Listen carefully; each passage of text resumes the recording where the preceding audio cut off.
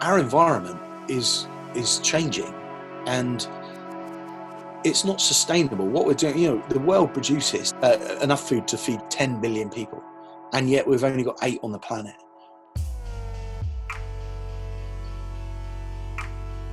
We cook, blast, chill, vacuum seal, freeze, and then distribute.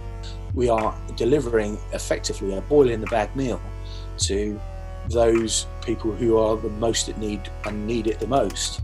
The recipes that we create are around 70-30, so 70% veg, 30% protein, and it comes in the form of bolognese, or this week it's quiche, right? Because we've got 32,000 eggs around us, which is that's over a ton in weight of liquid egg that we've been given. So what do you do with a ton of egg?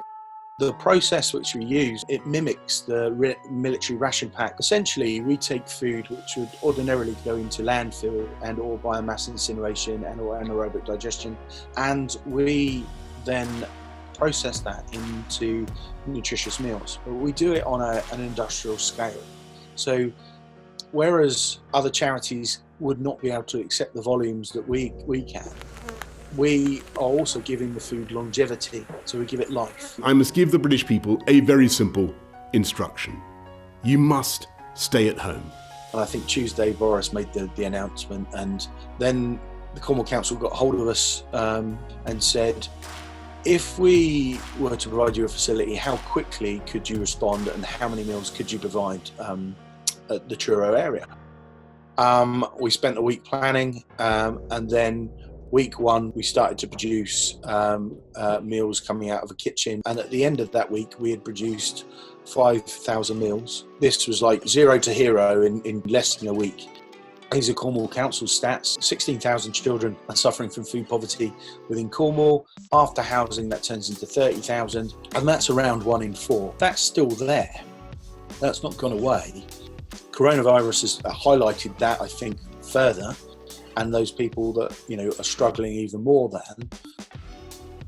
There is an abundance of food within the UK worldwide, which is destroyed, which is still fit for human consumption. So in this country, from farm through to retailer, there is around 6 million tonnes.